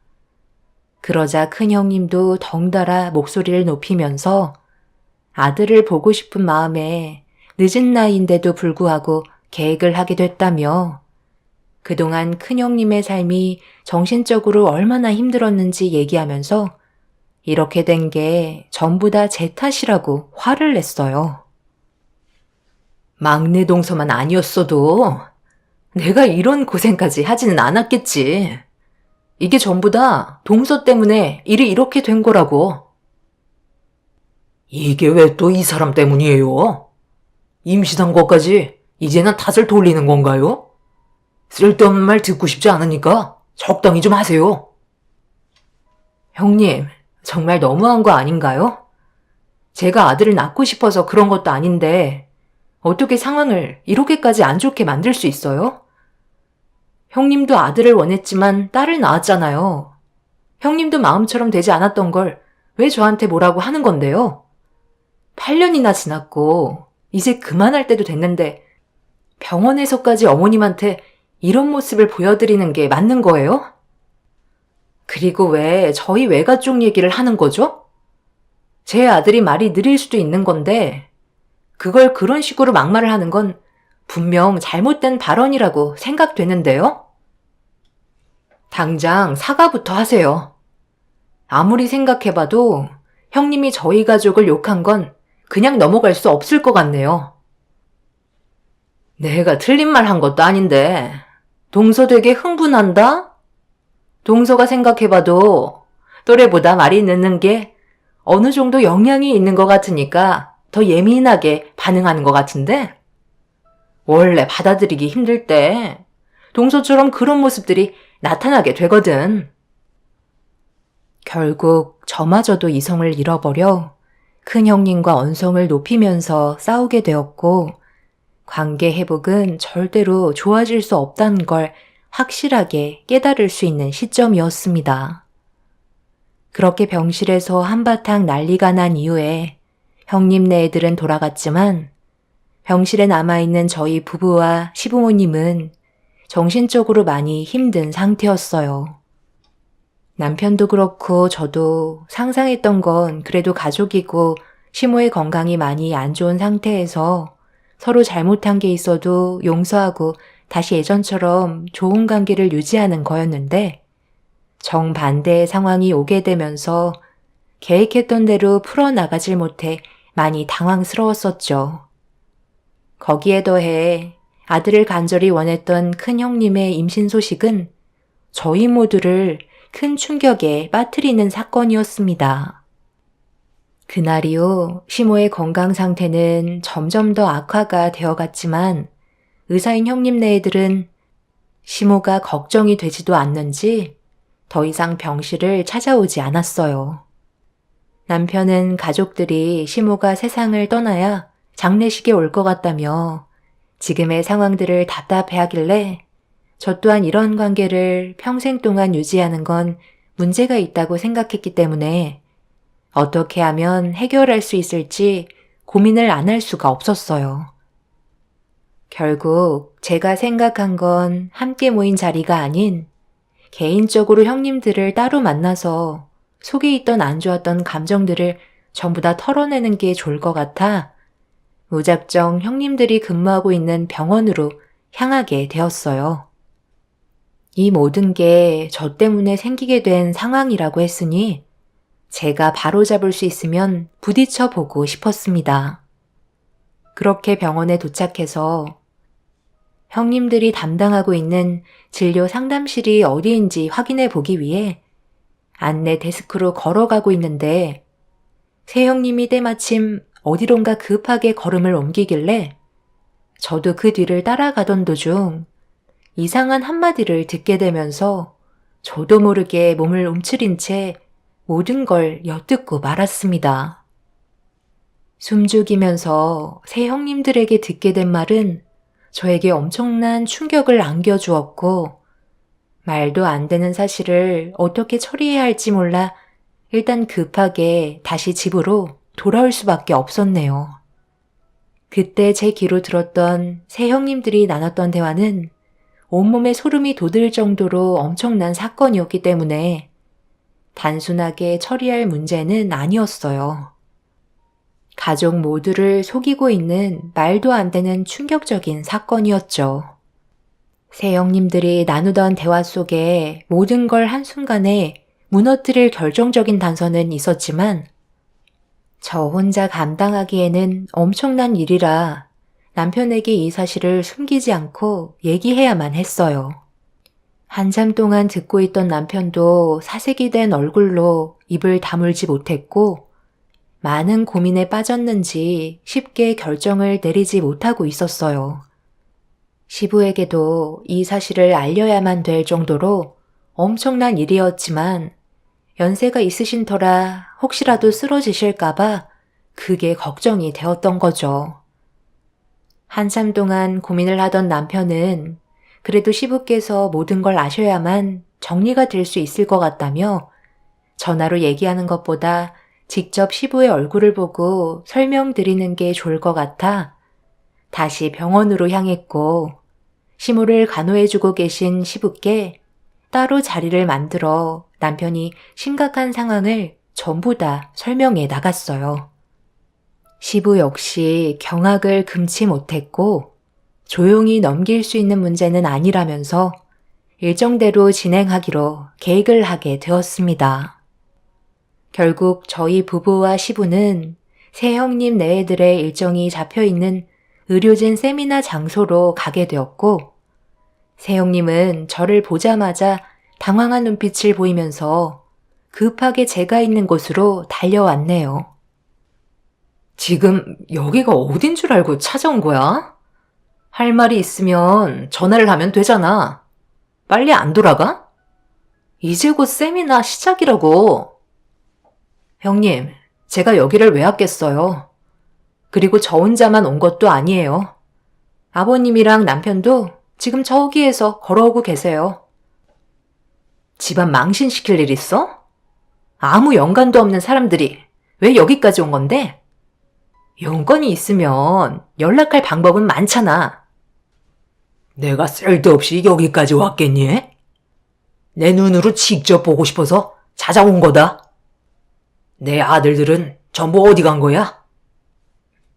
아버지, 연락도 없이 갑자기 이렇게 찾아오시면 어떡해요? 전화로 얘기하면 되잖아요. 지금 이 자리가 얼마나 중요한 자리인지 알지도 못하시면서 왜 이렇게 무책임한 행동을 하시는 거죠? 너는 임마 아버지가 여기 오겠다고 해도 무조건 뜯어 말렸어야지. 너까지 뭐하러 여기까지 온 거야? 그렇게 할 일이 없냐? 경비 부르기 전에 당장 나가세요. 미련한 놈. 너는 아직까지도 정신을 못 차렸니? 지금 네 옆에 있는 그네 뱃속에 있는 아이가 누구 애일 것 같아? 아버지, 대낮부터 술 드셨어요? 갑자기 그게 무슨 말이에요? 당연히 제 아이죠. 제발 그만 돌아가 주세요. 아주버님, 큰형님 뱃속에 있는 아이는 아주버님 아이가 아니에요. 그리고 지금 그것보다 더 큰 일이 있어요. 그동안 아주버님이 친딸로 생각하며 애지중지 키웠던 애들도 아주버님 친딸이 아니라고요. 그걸 저희만 빼고 전부 다 비밀을 유지하면서 지금까지 모른 척하고 있었어요. 형님들도 그렇고 둘째, 셋째 아주버님들까지 전부 다 알고 있었다고요. 제가 꺼낸 한마디에 큰 아주버님 옆에 있던 첫째 형님은 저희가 예상하지 못한 진실을 얘기해서 당황했는지 말을 더듬으며 뒷걸음질 치기 시작했어요. 그리고 옆에 있던 둘째, 셋째 형님 내에는 급하게 자리를 빠져나가려 했지만 큰 아주버님이 세미나장이 떠나갈 정도로 큰 소리 치면서 첫째 형님을 붙잡고 무슨 말이냐며 상황 설명을 듣고 싶어 했네요. 첫째 형님은 저희가 헛소리 한다며 그 자리를 빠져나가려 했지만 아주버님이 강하게 붙잡고 화를 내기 시작하자 세미나장 주변에 있던 다른 의사분들이 웅성거리면서 모여들기 시작했고 이성을 잃어버린 아주버님이 형님을 바닥으로 패대기 친 순간 갑자기 의사들 사이를 비집고 넘어진 형님을 부축한 의사가 형님의 몸 상태를 살피면서 부축해 주었네요. 누가 봐도 갑자기 나타난 그 사람이 형님과 불륜관계라는 걸 알 수 있는 상황이었고 아주버님은 아무 말도 하지 못한 채 현실을 부정하고 있었습니다. 첫째 형님이 아주버님과 결혼했을 당시 형님은 아주버님 말고도 병원의 다른 의사와도 감정을 주고받고 있던 상태였어요. 한마디로 저울질을 하다가 아주버님을 택하긴 했지만 약간의 미련이 있었는지 결혼을 했음에도 몰래 만나면서 시간을 보냈었죠. 그러다가 아주버님이 아닌 다른 사람의 아이를 가지게 되었고 이 사실을 숨기기 위해 아주버님의 아이인 척 행동하며 지금까지 속이고 있었던 거였네요. 첫째 딸은 다른 사람의 아이였고 둘째 딸은 아주버님의 아이였지만 그것도 확실치 않은 것 같아 보였어요. 그리고 뱃속에 있던 아이도 다른 사람의 아이였는데 이 사실을 둘째, 셋째 형님이 최근 일까지 전부 알고 있었으면서 끝까지 숨기고 있었고 둘째, 셋째 아주버님도 집안의 불화를 키우고 싶지 않았기 때문에 알고 있으면서도 모른 척하면서 눈 감아주다가 이런 사태까지 벌어지고 만 거였어요. 큰 아주버님만 이 사실을 모르고 있다가 당하게 된 거였죠. 결국 세미나장은 이성을 잃은 큰 아주버님이 난리치면서 아수라장이 되어버렸고 지금 현재 첫째 형님은 이혼 소송 중에 있습니다. 이렇게 심각한 상황을 그동안 숨기고 있었던 둘째, 셋째 형님 네애들도 시부가 2번 다시 눈앞에 나타나지 말라며 인연을 끊어버린 상태이지만 문제는 큰 아주버님이 받은 정신적 충격이 너무 큰 상태입니다. 그동안 자기 딸처럼 생각했던 자식들이 그래도 자기 친딸이 있을 줄 알았는데 첫째 딸도 그렇고 둘째 딸도 아주버님과 유전자가 불일치로 나와 버렸네요. 전부 다 함께 병원 생활을 했던 동료 의사의 유전자와 일치한다고 판정이 나와 버렸어요. 첫째 형님은 뱃속에 있는 아이는 아주버님 아이라며 용서를 빌었지만 그것 또한 거짓말이라는 걸 모두가 알기 때문에 끝까지 속이려 드는 형님의 행동에 아주버님의 충격은 너무 큰 상태입니다. 지금까지 애지중지 키웠던 자기 딸들이 친딸이 아니라는 현실이 얼마나 힘들지 저도 상상이 가지 않아 더욱더 안타깝기만 하네요. 저에게 온갖 모진말과 상처를 줬던 생형님들은 더 이상 시댁에 발을 들이지 못하게 되었지만 저희는 아직까지 충격에서 벗어나지 못하고 있는 상황입니다. 시부는 그래도 당신 아들이라고 큰 아주버님 옆에서 도와주고 계시지만 문제는 그동안 아빠라고 부르면서 살아왔던 아주버님 딸들이 이 사실을 알게 됐다는 거예요. 형님이 생각이 없는 건지 전부 다 말을 했다고 하네요. 끝까지 정신 나간 모습을 보여주는 형님이 정말 한심스럽습니다. 애들이 받을 상처를 생각하지 않고 행동하는 모습을 보면 동물보다 못한 존재인 것 같네요. 앞으로 저희 가족이 지금의 상황을 하루빨리 정리하고 정상적인 삶으로 돌아갈 수 있길 바랄 뿐입니다. 여러분들께서 저희 가족에게 도움 주실 부분들이 있다면 의견 부탁드리겠습니다. 오늘 하루도 즐거운 하루 되시길 바랄게요. 감사합니다.